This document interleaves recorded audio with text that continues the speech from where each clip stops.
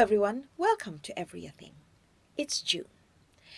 We're all getting ready for summer, but there's one difference. We're still experiencing the COVID pandemic season.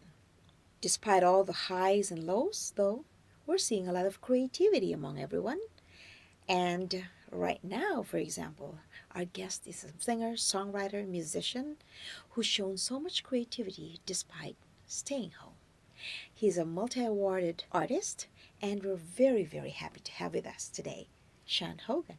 I'd like to thank Lisa Wartur, our amazing media partner, CEO of NoodleHead Productions, for connecting us. Television travel channel on. Yeah, right on. As the sun keeps shining like it's just another day, I'm staying inside, staying out of the way. With one bad Welcome, Sean. Welcome to Everything. You're looking good. How are you?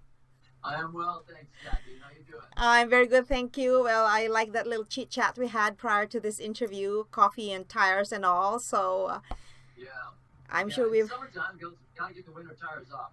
Oh my gosh, yes. I just had mine what do you call that? Changed, I think 2 weeks ago. So Yeah. we're in the same Yeah. boat. First of all, congratulations on, of course, all of your awards. You're a multi-awarded singer, songwriter, musician, and we're very, very proud to meet you. Very pleased to meet you. And Thank you. your latest song, I'm probably going to touch on that first because I can't get it out of my head. Dream Staycation. And it's very timely. I'm sure you wrote that during this. When did you actually start writing that? Yes, good question. I started writing Dream Staycation in late March. I had written a song called Dream Vacation many years ago, and it was in fact a top 10 hit for me in Canada 20 years ago, a song called Dream Vacation. And I started thinking about that song and the situation we were in with this pandemic around the world, and the idea of a staycation. And it just, in that moment I thought, why don't I see if I can rewrite this song and just to lift some spirits, and it's a long time since the original came out, and I'll change the lyrics and rewrite the lyrics a bit. So I did that, and then I realized that the original recording, which is on 2-inch, like a multi-track 24-track tape.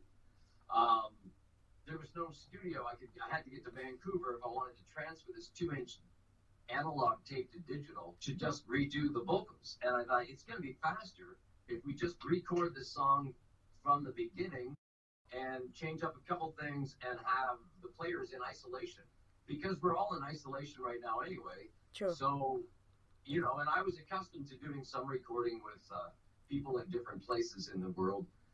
So we decided to make that part of the project, and Dream Staycation took off. Yeah. It's amazing because definitely by recording separately, you were really showing that is what we're supposed to do. We're supposed to be isolated from one another. Yeah. And are these the You're right. same? Are these the same musicians you had when you originally recorded the song? No. There was, well, not 100%, but there was about 9 people that played on this song this time around, and one person who's a female, harmony singer, background vocalist, harmony singer. She was on the original, but everybody else was a new player, not the same player as when I recorded that. That song came out in February, I think it was, of 2000. Wow. I'm pretty sure, and it went up into the charts by spring, and so that's when it came out. I think I recorded it in 1999, right? I mean, you record a song and then it comes out months later. So, that song originally is from the last century. That was a while ago. Wow. 1999. But not the same people. Different people. Well, and look at how it's become so relevant now. One badass bug going around. I'm good to staying near home. But I'm not alone. No. My baby's love is like a dream staycation. Any day isolated. Many people that I've met in my career are healthcare workers. I mean, I meet people of all occupations, and some of them are healthcare workers, and they're fans of my music. Wow. So I thought I want to pay tribute to these healthcare workers. I'll reach out to the people who I know that are fans, and I become friends with them, and say, hey, could you send me a clip? And they were very happy to do so. So it was great. Yeah. Thank you, health workers. Like, I literally say we owe our lives to you because, they leave their kids at home. They Yeah. prioritize. Exactly. Yeah. I mean, but not, it's amazing when you think about how many people are doing that. I mean, even the healthcare workers are,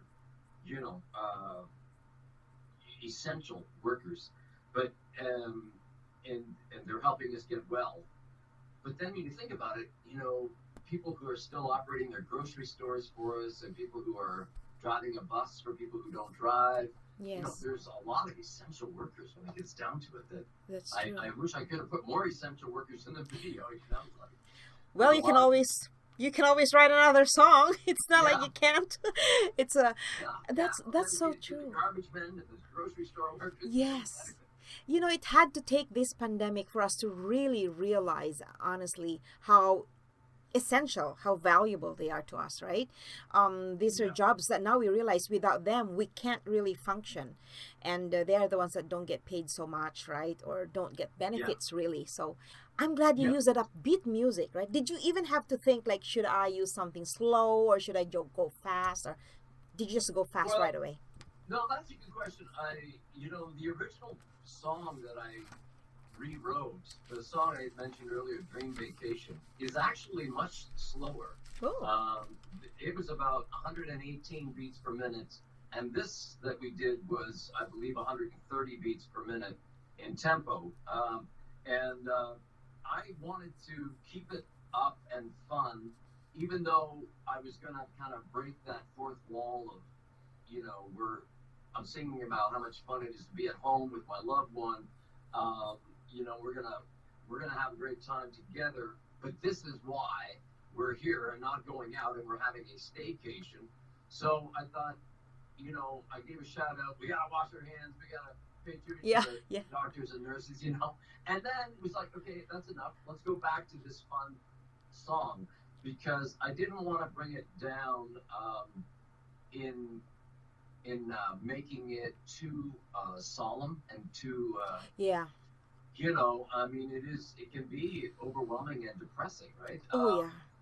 So I thought we'd get enough of that on the news, and I wanted to do something that would just do that, pay tribute to and homage to healthcare workers, remind people we still got each other through this, and keep it light, and have an entertaining piece of music without it being a real downer. And that's what it was. And that's what we need right now.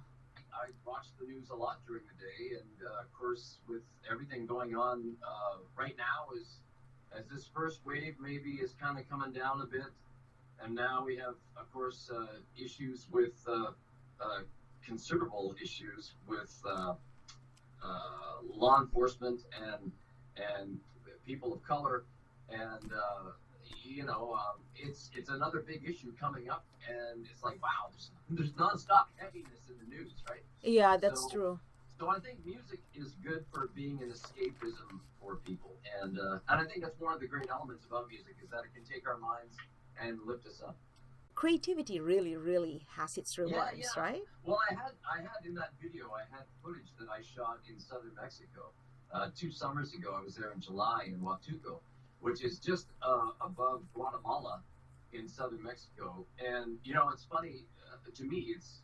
It's wild, because I hadn't been to the tropics much in my life, and then I had the opportunity to go there a couple of years ago. And in Campbell River, where I live, we're on the 50th line of latitude above the equator. Oh. And this place, Huatuco in Mexico, is on the 15th. Like, it's 35 degrees further south.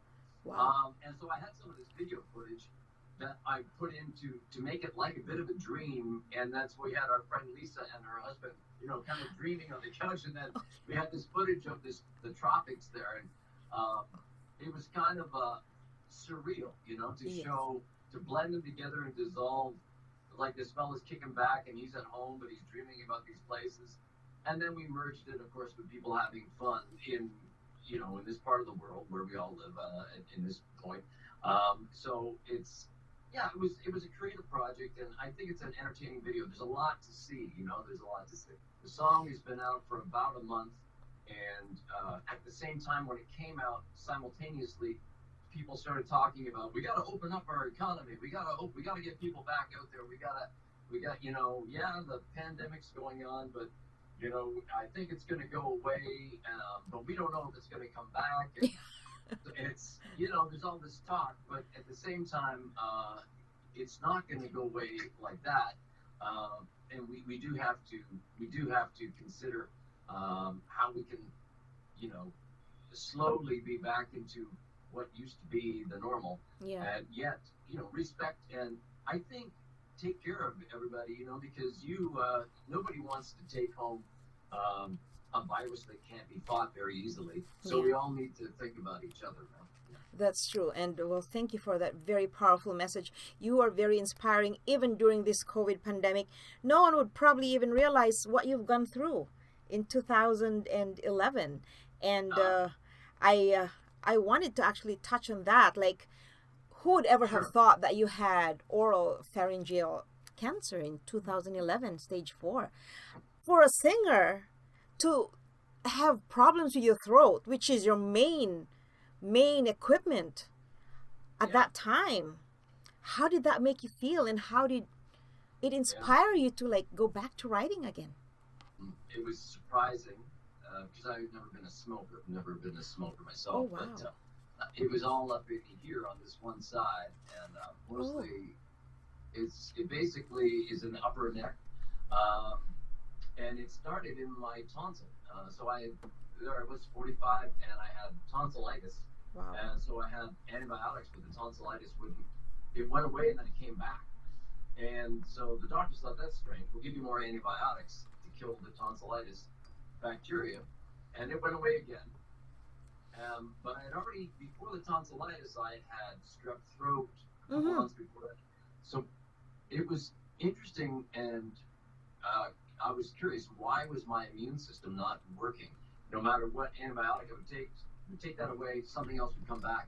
Yeah. And they didn't know that at the time, this was in January 2011 through April 2011, when I was having these issues, that in my right tonsil, a cancer had started, and it spread through the skeletal muscle into my lymph node up here, lymph nodes. And your lymph nodes go through your body, but it was just making a tumor up here. And when they found out in the summer of 2011, in August 2011, I had a biopsy done, and they said, this is cancer, malignant, and we're going to take out your tonsils. So they, you know, I had a tonsillectomy, and they looked around for other parts of cancer, and they had other parts of my body for cancer. They had like these laboratory test tubes, 8 of them, and then the 8th one was my right tonsil. Of course, they knew this tumor had cancer because they did the biopsy needle. But basically, they found out this, and then I had a CAT scan, a PET scan, an MRI PET scan, and there was no other cancer except for in my body up here. So that was good news. So then they said, you know, it's the first degree of the last stage. You know, there's you know, stage 1, 2, 3, 4. When you get to 3 and 4, it's like 3A, 3B, 3C, 4A, 4B, and nobody really lives in 4C. It's like, you know, that's the last time. So really the best chance to get it was where I was at, which was 4A, last best chance, you would say. So I had, they gave me a photon radiation, 35 rounds of radiation, and I had some chemo. And I was very lucky. I didn't try to sing during that time. My throat got very constricted, and you know, became very painful to eat, and lost about 45 pounds. But I came back, and here I am. Now I got weight to spare. I can lose some weight again. There you go. But of course, in a good way now. No more cancer. Yeah, no, but you know, I'm very, very grateful, and you know, it really makes you try and make the most out of every day. things could be so much worse than they are for you. And I think we all forget that from time to time. And I think it's unfortunate that we forget that, but we're only human, and we need to remember that our life is pretty good, you know, especially for us in Canada. We're very fortunate, and I think we need to always remember that. Yeah. Oh, yes, yes. Very true. Always be grateful for whatever you have. Like, things could be worse. Things could be worse, Yeah, right? yeah. I mean, we may not be, you know, able to go out and buy the latest car or whatever at the drop of a hat. You know, but hey, we're doing pretty good, I think, and you count yourself lucky.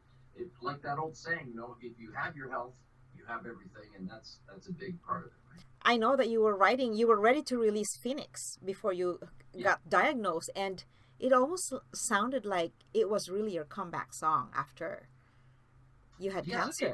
It was something, you know, that album was really filled with some songs that, you know, Better Angels Prevail. There's another song on that album called Like We Never Had to Say Goodbye. All of these songs took on new meaning for me, and Phoenix, the title track, that was chosen long before I had cancer, and it really does, you know, it was like a prophetic, you know, the word prophetic, to talk about something that hasn't happened yet, but it's gonna happen.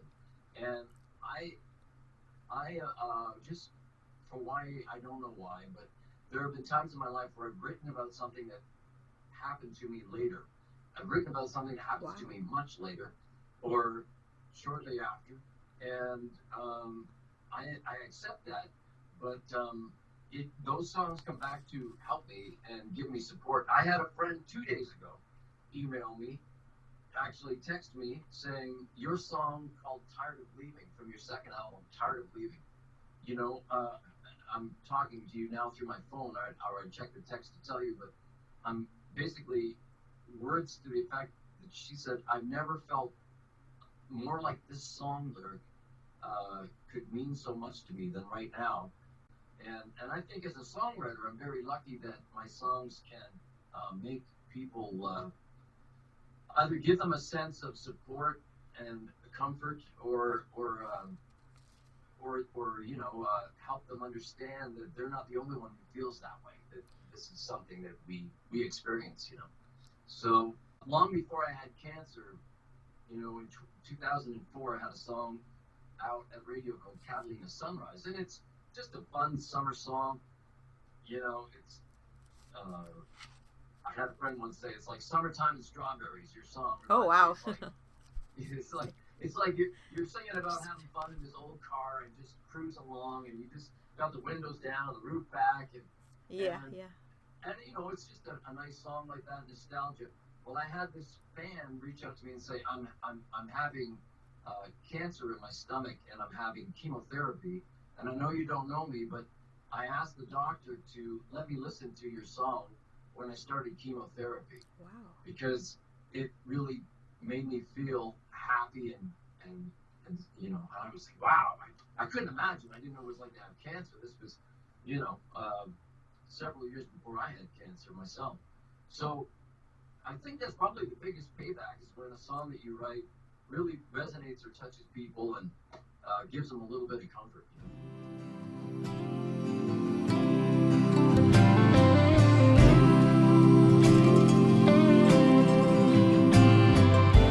Makes me feel like I've never known anyone else, like I don't have to try, as if I always believed in myself. She's so understated, she can't escape it. I was in New York to make a music video with an old friend of mine who has directed a bunch of my videos, and that's how I met our friend Lisa, actually, through mutual friend Colin. So Colin and I went on to make many videos together, and we made a couple before I met Lisa. But this song, She Makes Me Feel, we shot it in Central Park in Manhattan, and parts of Manhattan as well, before I got to New York. And it's really a lovely song. It's certainly one of my favorites in my career. It's a ballad, and it's on the new album, which is called 7 Come 11. It's one of the 2 slower songs on the album, but it is a romantic ballad, and it's been met with a lot of good praise, I guess, for lack of better words.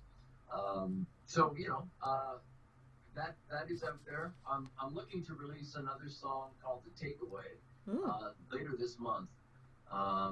So She Makes Me Feel actually came out last November, and then the video came out in early March. And then the pandemic struck, and I wrote Dream Staycation in March. It came out in April. It's still out there. But of course, Dream Staycation is not on my new album. It is available, but it's not on the new album. But I'm going back now because this album called 7 Come 11 came out in mid-January, and I haven't released an album since Phoenix. So I want to get back to letting people know about this album, and the song "The Takeaway" actually, is I think a pretty potent song. It's intense, and it really speaks to, again, it speaks to the time that we're in right now, because everything feels like it's shifting, and you can't anticipate what's going to happen tomorrow, and really that's what this song is about, "The Takeaway." And when are you releasing? The Takeaway is going to come out later this month. It's already on satellite radio. Okay, perfect. And so that's cool. It's on Sirius XM on channel 171. And The Takeaway will probably come out before the first day of summer here in June as a single. But people can look for it. They can hear it on Reverb Nation. They can hear it on Sonic Cloud. Cool. That's SoundCloud. I'm sorry, SoundCloud.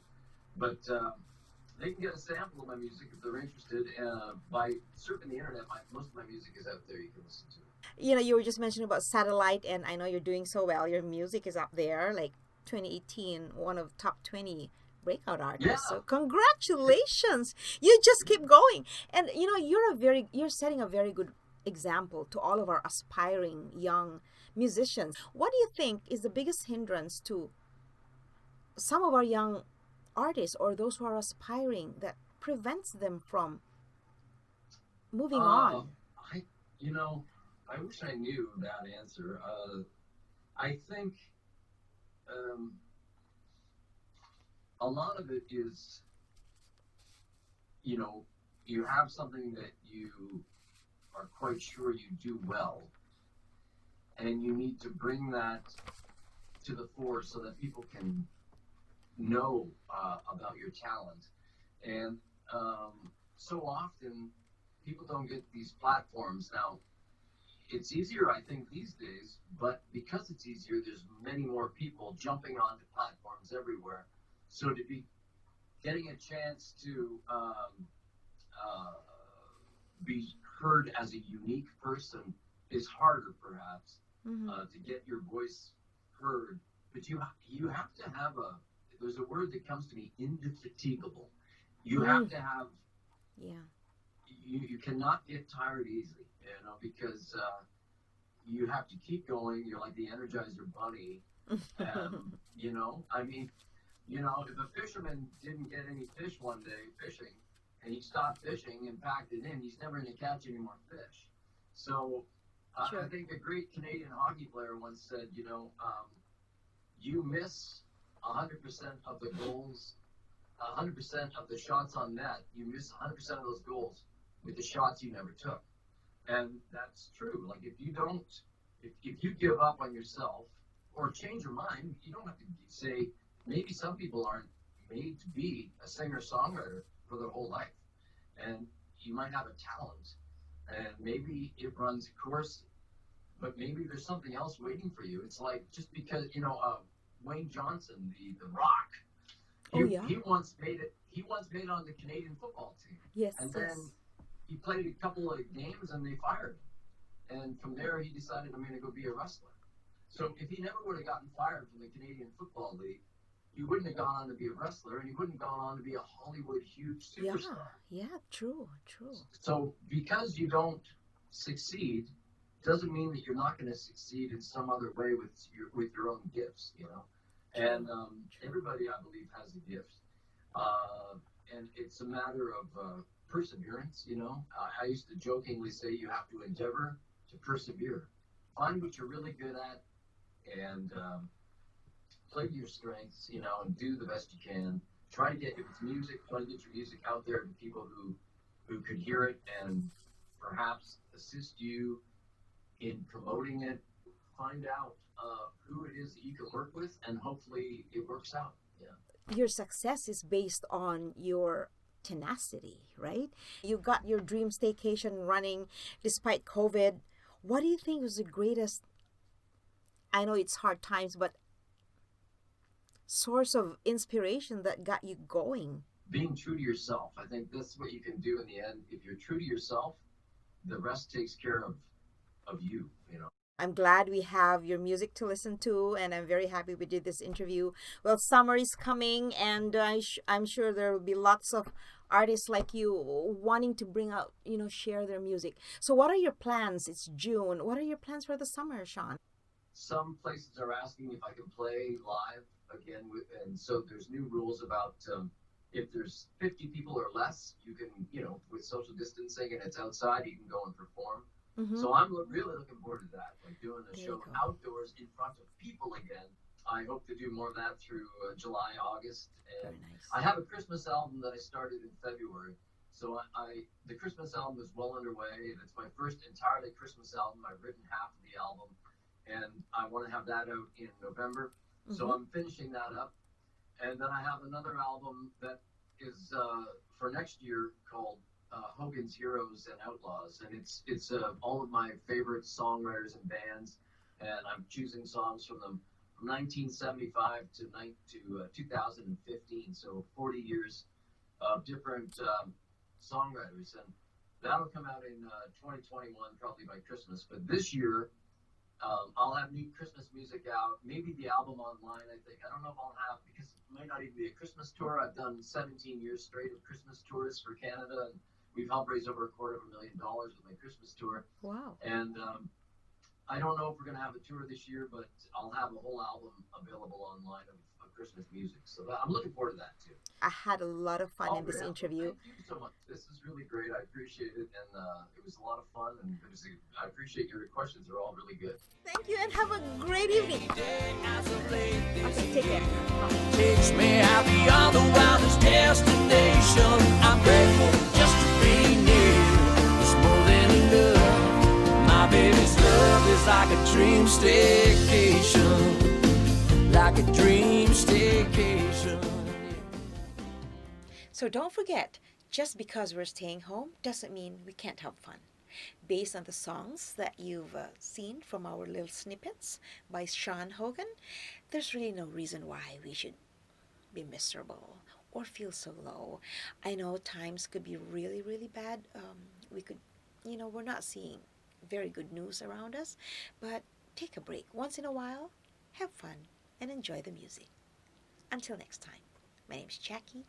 This is Everything. Bye for now.